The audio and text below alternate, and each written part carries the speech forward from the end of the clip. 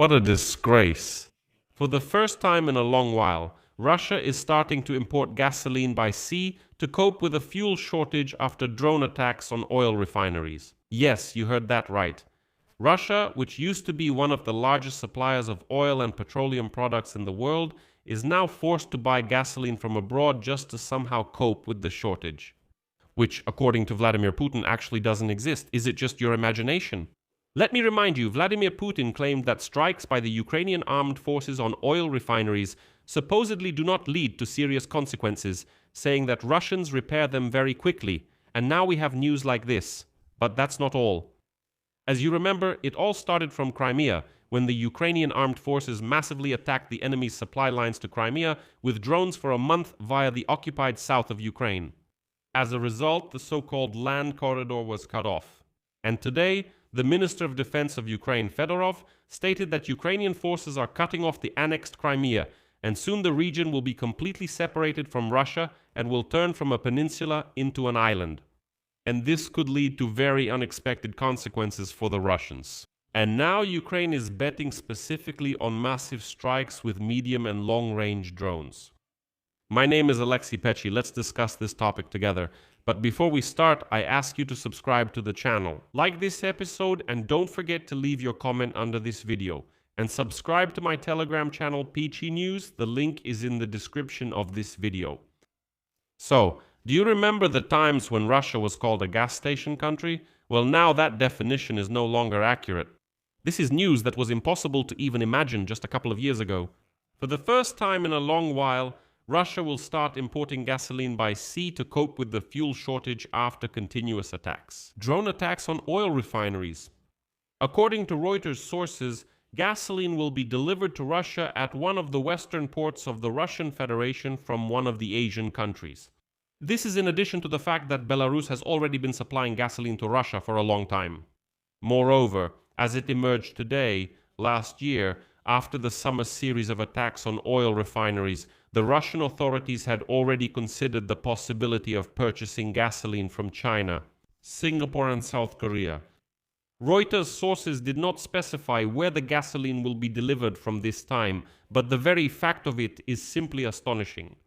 Russia, which used to be one of the largest suppliers of oil and petroleum products and was called a gas station country, is now begging Asian countries to sell it gasoline. Russia doesn't have enough gasoline and is asking others to sell them some due to a shortage. And remember how Vladimir Putin recently said that strikes on oil refineries are not a problem at all. He said, listen, it's really not a problem. Well, yes, the Ukrainians are attacking with drones, but we fix, repair, and restart everything very quickly. But Vladimir Putin forgot to tell Russians that Moscow is now actively buying gasoline from Belarus. From January to the end of May, deliveries from the two Belarusian oil refineries rose 13-fold to 270,000 tons. Shipments of diesel fuel have tripled and reached 180,000 tons. Gasoline exports from Belarus increased 13 times. Russian officials also requested gasoline from Kazakhstan to somehow cope with the shortage. However, neither Belarus nor Kazakhstan has sufficient capacity to significantly support the Russian fuel market. And that's why, even with their supplies, gasoline started to disappear at Russian gas stations. Now imagine if there were no supplies from Belarus and Kazakhstan. Despite Vladimir Putin's boasts, Russians face serious problems. According to Energy Intelligence, by early June, oil refining volumes in Russia had dropped to their lowest level in 21 years, less than 4 million barrels per day, after the missile and drone attacks, which have managed to hit oil refineries more than 40 times since the beginning of the year. About 30 refinery facilities were idle, representing more than 2 million barrels per day. In June, strikes hit the large Taneco oil refining complex in Nizhnekamsk and the Moscow refinery, which supplied up to 40% of the fuel to the Russian capital. Both plants suspended operations following 6 other oil refineries that had completely or partially gone out of service in May. The fuel shortage, which began in Crimea as of mid-June, has already affected 53 regions of the Russian Federation. In 18 regions, no more than 50 liters or one full tank of gasoline is sold per person, and reports of fuel shortages at a significant number of gas stations are coming from 11 regions. As a result, to cope with the shortage, the government of the Russian Federation lowered the quality requirements for gasoline. In particular, the sulfur content standards were increased 15 times to 150 milligrams per kilogram, which corresponds to Euro 3 class. In addition, oil refineries in Russia will be able to add up to 5% ethyl alcohol to gasoline, and also, attention, monomethylanolin is an octane-boosting additive that allows for increased gasoline production. And now the most important thing, due to its high toxicity and even cancer risks, this additive has been completely banned in most countries around the world for many years. But in Russia, Putin doesn't care about Russians. He says, go ahead and add this additive. So what if Russians get cancer? It's no big deal. At least there will be gasoline at the gas stations. That's the decision. Do you understand? Just think about it. This monomethylanolin is actually banned in almost the entire world. Well, in some African countries it's allowed because they also have a gasoline shortage there. It's banned because it causes cancer. The fumes from this element cause cancer. In Russia, they've allowed it, they say, to add it. But it seems like this is just the beginning. Ukrainian troops are cutting off annexed Crimea, and soon the region will be completely separated from Russia. This was stated by Ukraine's Minister of Defense, Mikhailo Fedorov, and here is his quote, "Yme en tak poni tenti."